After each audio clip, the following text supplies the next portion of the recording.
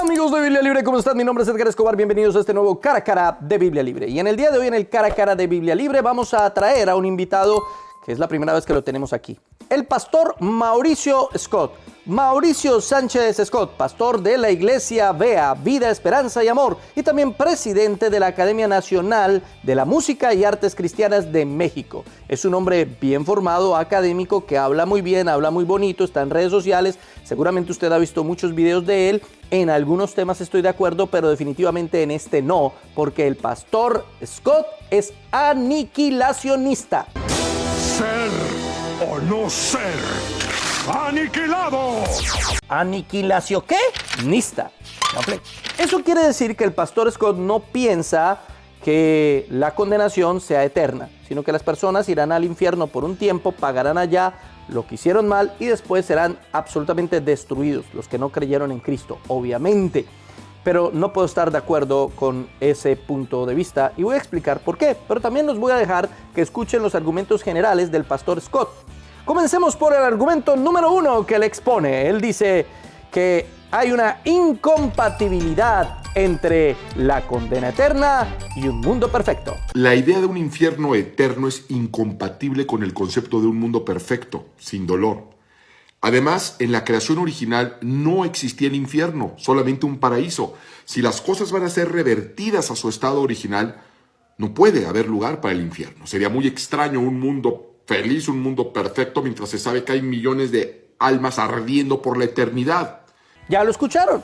Para él no es compatible que exista un cielo nuevo y una tierra nueva y al mismo tiempo un infierno. Como que eso es algo que es extraño. Pero el hecho de que algo sea extraño no quiere decir que sea antibíblico o contrario a la Escritura.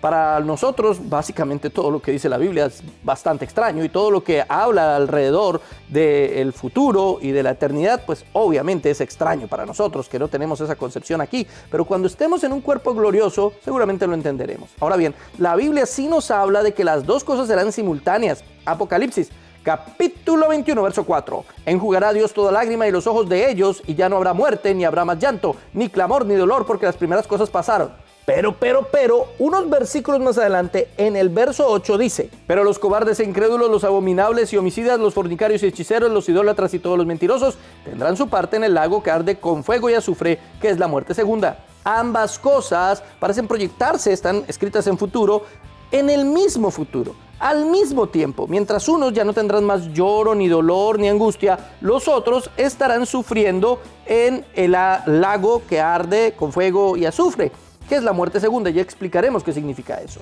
Ahora, hay otro texto muy claro también en Apocalipsis. Apocalipsis 22:14. Bienaventurados los que lavan sus ropas para tener derecho al árbol de vida y para entrar por las puertas en la ciudad. Mas los perros estarán fuera, y los hechiceros, los fornicarios, los homicidas, los idólatras y todo aquel que ama y hace mentira. ¿Se da cuenta que hay una simultaneidad entre la recompensa y el castigo? Como les digo, el hecho de que sea extraño no hace a este concepto algo antibíblico. Al contrario, mire, el Salmo 96, 10 al 13 nos muestra con claridad que los justos se alegran por el justo juicio de Dios, porque se manifiesta y se magnifica su justicia y santidad. De ese modo, mi hermano, aunque aquí en esta carne y en esta naturaleza humana caída y pecaminosa no podemos entender tal hecho, seguramente en ese momento con un cuerpo glorioso lo entenderemos. Ahora él dice, como todas las cosas tienen que ser restauradas como desde el principio, pues al principio no había infierno. Y si al principio no hay infierno, pues al final tampoco. Pero hay que entender que la nueva creación no es un reseteo, no es volver al Génesis. No es eso. Sí, hay un cielo nuevo y una tierra nueva, sin embargo, muchas cosas pues ya no van a ser igual. Por ejemplo, en ese cielo nuevo y en esa tierra nueva va a haber cruz, es decir, ya tenemos a Cristo presente físicamente, con su cuerpo glorificado en la tierra y gobernando sobre todos nosotros, cosa que en el Génesis pues no se veía tan así. Si bien Adán y Eva tenían contacto con el Señor aún no se había encarnado y no podemos hablar de Cristo como hablaremos en ese mismo sentido en el cielo nuevo y en la tierra nueva. De hecho, la palabra que se usa en Hechos 3:21 para restauración es apocatástasis. ¿Apocatástasis? Y simplemente hace referencia al orden creado. No está diciendo que será todo exactamente igual que en el Génesis. Número 2. El principio de la justicia proporcional. Por otra parte, un infierno donde toman a todos los condenados y los arrojan para castigo perpetuo por igual no sería justo, porque el infierno es en realidad un lugar donde Dios va a ejecutar justicia. Porque, aunque en el sentido teológico en relación a la santidad de Dios, un pecado es un pecado, todo pecado es igual, en el sentido legal no lo es. Se necesita ser muy cabeza dura para pensar que un ladrón de coches merece el mismo castigo que un asesino múltiple. Hay niveles de pecado y por lo tanto niveles de castigo. Jesús mismo enseñó sobre esto en Mateo 10:15, donde dijo que el castigo para la ciudad que no recibiera el evangelio sería mayor que el que recibieron Sodoma y Gomorra, dejándonos saber que hay obviamente niveles de castigo. Y esto lo va a volver a puntualizar en Mateo 11:22, donde habla de un castigo mayor en el día del juicio para Corazín y Betsaida que para Tiro y Sidón. Y aquí tiene algo de razón. Es decir, cuando él menciona Mateo 10:15 y menciona Mateo 11:22, efectivamente, el castigo no va a ser igual y no puede ser igual para todo el mundo. Pero notemos algo muy importante, es que tanto en Mateo 10:15 como en Mateo 11:22 dice que será más tolerable. No dice nada del tiempo, no dice nada de la eternidad, si será eterno el castigo o será parcial el castigo, solamente que será más tolerable. Entonces, si el texto dice que el castigo será más tolerable, no tenemos por qué presumir que eso tiene que ver con el tiempo, sino más bien con la intensidad o el tipo de castigo. Evidentemente, no todos recibirán el mismo castigo. Lucas, capítulo 12, verso 47. Aquel siervo que conociendo la voluntad de su señor no se preparó ni hizo conforme a la voluntad, recibirá muchos azotes. Mas el que sin conocerla hizo cosas dignas de azotes, será azotado poco. Porque a todo aquel a quien se le haya dado mucho, mucho se le demandará, y al que mucho se le haya confiado, más se le pedirá. Entonces, la intensidad del castigo es lo que denotará la diferencia del castigo, no el tiempo, porque el castigo evidentemente será eterno. Hay muchísimos versículos que nos hablan de que es evidentemente un castigo eterno. Pero la pregunta es, ¿por qué tiene que ser un castigo eterno? ¿Por qué no puede ser un castigo de un tiempo determinado? En primer lugar, porque el pecado es contra Dios directamente. Y por la dignidad de Dios como ser eterno, pues es imposible pagar por semejante falta. Salmo 51:4. Contra ti solo he pecado y he hecho lo malo delante de tus ojos, para que seas reconocido justo en tu palabra y tenido por puro en tu juicio. La duración de una condena siempre depende de la dignidad del afectado. No es lo mismo hacer daño a una persona con una mayor dignidad, un magnicidio, que un homicidio. La condena es mayor, pese a que los dos sean seres humanos, pues obviamente por la cuestión de la influencia social, política y otros efectos de la dignidad del afectado, se puede condenar a más años de prisión a una persona. Pero si el afectado, el que es el ofendido en este caso, es un ser eterno, no importa cuánto tiempo usted pase en el infierno, nunca terminará de pagar. Bueno, el usted es hipotético, usted no, usted se va a salvar si cree en Jesucristo, claro. Ahora bien, si se pudiera pagar la deuda estando en el infierno, pues en vez de ser aniquilados, deberían llegar a la salvación. Sería la lógica. ¿Por qué? Porque ya pagaron por sus pecados. Y esto implicaría un camino diferente a la salvación. De hecho, esta es la misma lógica que usan nuestros amigos romanistas para llegar a la conclusión de que se necesita un purgatorio.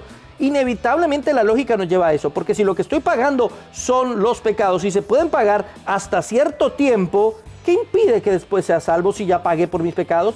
Precisamente por eso es que Jesucristo tenía que pagar por los pecados, porque usted y yo no podemos, no importa cuánto tiempo estemos en el infierno, no podemos pagar por lo que hicimos. Por lo tanto, Jesucristo, como un ser eterno, podía pagar una deuda eterna. Era el único capaz de pagar una deuda eterna. Y es que lo que hace de esa deuda eterna, además, es la voluntad fijada en la impenitencia, es decir, aquellos que no creen en Cristo y no se arrepienten de sus pecados.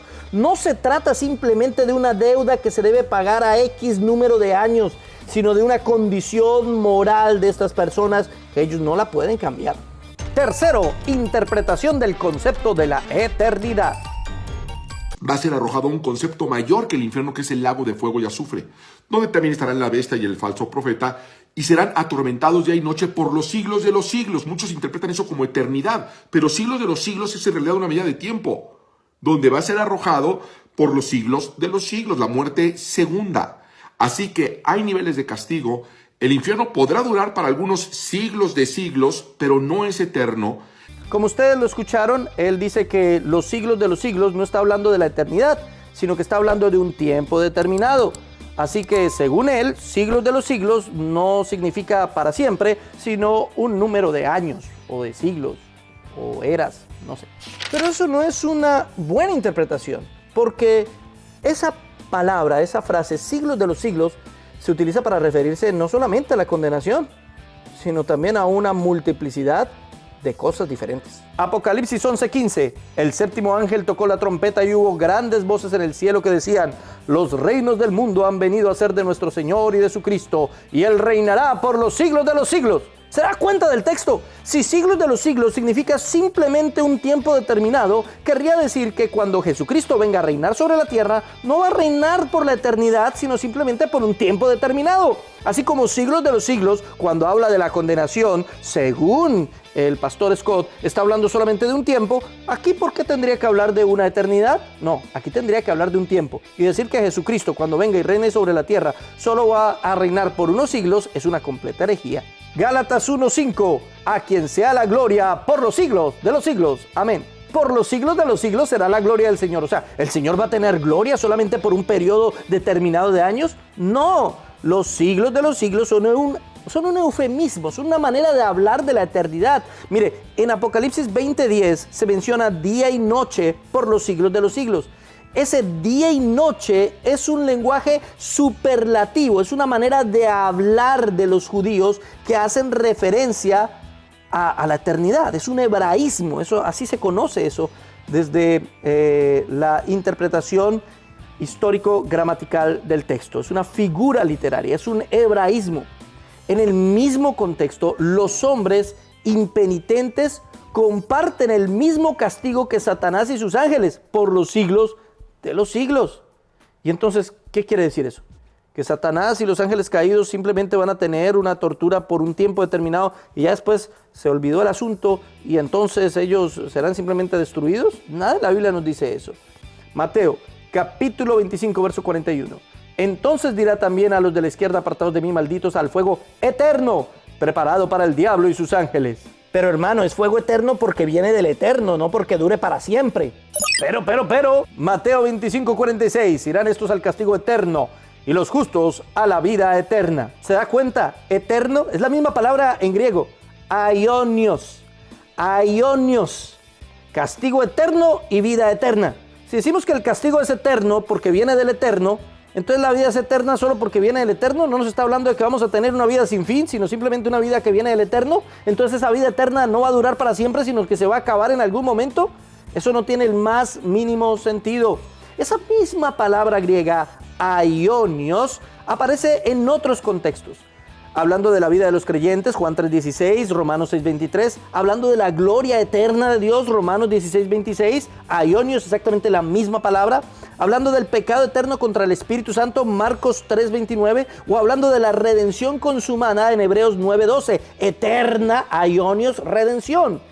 En ese sentido no está hablando simplemente de algo que viene de Dios, sino algo que no tiene final. Nadie podría interpretar esos versos que acabo de nombrar con otro sentido. Entonces, ¿por qué interpretarlo con un sentido diferente cuando hablamos de la condenación? ¿Por qué la condenación no es eterna mientras las otras cosas sí, aun cuando se use la misma palabra? Apocalipsis 14:11. El humo de su tormento sube por los siglos de los siglos. No tienen reposo día y noche. Aquí no nos está hablando de aniquilación, sino de una continuidad perpetua. Es evidente, es obvio. Segunda de Tesalonicenses 1:9. Pena de eterna destrucción, lejos de la presencia del Señor. Oletron aionion. Eterna destrucción. Oletros significa ruina, privación. No cese de ser. No es que dejó de existir, no. Esa destrucción no es dejar de existir. No es eso, sino que está privado de algo, que ya no tiene algo, está lejos, está separado de la presencia del Señor. Porque muerte no siempre en la palabra significa un dejar de ser, sino más bien significa separarse de. Lo dice muchas veces la Escritura. Efesios 2:1, y Él os dio vida a vosotros cuando estabais muertos en vuestros delitos y pecados. ¿No existíamos cuando teníamos delitos y pecados? Claro que sí existíamos, pero estábamos separados de Dios, eso quiere decir muertos. Apocalipsis 21:8, pero los cobardes e incrédulos, los abominables y homicidas, los fornicarios y hechiceros, los idólatras y todos los mentirosos tendrán su parte en el lago que arde con fuego y azufre, que es la muerte segunda. ¿Por qué es muerte segunda? El lago que arde con fuego y azufre es el infierno. El Hades será echado en el infierno, es decir, los muertos que no creen en Cristo serán echados en el infierno. La muerte y el Hades serán echados en el infierno. ¿Ahí serán destruidos? Pues no, porque ahí es donde será el lloro, el crujir de dientes. Ahí será el dolor, ahí será el tormento. Pero dice que ahí será la muerte. ¿Por qué? Porque han sido separados de la gracia divina. Muerte es separación. Pero no contento con esto, el pastor Scott dice que el infierno no está activo. No está activo porque pues como no ha habido juicio, sin juicio, ¿cómo van a estar siendo castigados? ¿Sí? Necesitan el juicio para recibir el castigo. Y por último, el infierno no está activo en estos momentos aún porque no ha habido juicio. Jesús va a venir, va a haber juicio, por lo tanto habrá condena y después se ejecuta esa condena. Como Cristo no ha venido a juzgar aún, no hay nadie ejecutando sentencia. Y su análisis, pastor Scott, es muy lógico. Suena lógico, claro, bajo nuestra premisa y nuestro punto de vista de las cosas hasta cierto punto. Pero no parte de la Escritura, parte de su lógica, pero no de la Escritura. Mire lo que dice 2 de Pedro 2:4. Porque si Dios no perdonó a los ángeles que pecaron, sino que arrojándolos al infierno, palabra griega tártaros, los entregó a prisiones de oscuridad para ser reservados al juicio. ¿Se da cuenta de eso? Los ángeles que pecaron ya están en el infierno, pero están siendo reservados para el juicio. ¿En el infierno en qué sentido? Es que pensamos en el infierno como un solo lugar, ¿sí? En el infierno en el sentido de que ya están siendo atormentados por sus acciones. En ese sentido, hay un lugar donde aquellos que están alejados del Señor son conscientes de que han sido condenados, entre ellos estos ángeles, y están siendo reservados para el día del juicio. Es como si tomaran preso a alguien, lo arrestaran y saben que es culpable, lo tienen ahí hasta que llegue el juicio. Eso lo vemos todo el tiempo dentro de nuestra realidad de la jurisprudencia humana. Personas que entran a un juicio no pueden ser dejadas libres, tampoco se les duerme, están encerrados, sufren una condena hasta que haya un juicio. Pero ese mismo capítulo de Pedro, en el verso 9, en la traducción de la Nueva Traducción Viviente, nos da mucho más claridad cómo esto se aplica también a los seres humanos. Como ven, el Señor sabe rescatar de las pruebas a todos los que viven en obediencia a Dios, al mismo tiempo que mantiene castigados a los perversos hasta el día del juicio final. Sé que en la Reina Valera se traduce diferente, pero esta es una traducción mucho más exacta. Se mantiene castigados hasta el día del juicio final.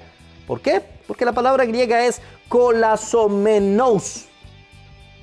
Y eso significa siendo castigados continuamente. Es un participio presente. Así que no tiene nada de ilógico, ni de extraño, ni de raro que ya estén en el castigo eterno esperando el juicio para continuar ese castigo. Número 4. El sueño del alma. Los muertos en Cristo se encuentran en el cielo esperando regresar con Él, y los muertos sin Cristo se encuentran desconectados, dormidos, esperando ser resucitados para entonces sí ser juzgados por sus obras, sean estas buenas o sean malas. Y aquí sí que me pareció extraño el argumento del hermano Scott. El sueño del alma es una falsa doctrina que durante muchos siglos ha llegado a la confusión de las personas, porque la Biblia dice que, y habla continuamente de los que duermen, los que duermen, los que duermen. Entonces dicen, no, es que las personas están dormidas hasta que vuelva el Señor, no están conscientes. Sin embargo, el pastor Scott dice, los cristianos sí están conscientes. Obviamente hay versículos que evidentemente nos muestran que los cristianos que han muerto en el Señor están conscientes en su reino. Pero para él los cristianos están conscientes y los no cristianos están dormidos. ¿De dónde saca eso? ¿Qué versículo me hace esa diferenciación? ¿Y por qué los cristianos ya estarían gozando de la presencia del Señor, mientras aquellos que se van a condenar simplemente están dormiditos. ¿Por qué? No hay nada en la Biblia que diga eso. Al contrario, Lucas capítulo 16 nos muestra evidentemente en el ejemplo del rico y Lázaro que ambos estaban conscientes, uno en la condenación y el otro en la salvación. Ahora, ya sé lo que me van a decir, es que Lucas 16 es una parábola. Comenzando porque yo no creo que sea una parábola, realmente creo que Lucas, al usar el nombre de Lázaro, nos está hablando de un personaje real que existió. En todas las parábolas simplemente se dice el padre, el hijo, el hombre de aquí o el hombre de allá. Cuando usa un nombre propio no puede estar mintiéndonos, tiene que estar contándonos una historia real. Pero digámonos, o digamos más bien, digamos que sí. ¿Qué es una parábola? ¿Y qué? ¿Por eso no va a ser cierto lo que está diciendo Jesús? Entonces Jesús puede mentirnos porque simplemente está contando una parábola. ¿La verdad espiritual y profunda que hay en el texto es mentira simplemente porque Jesús la dijo en una parábola?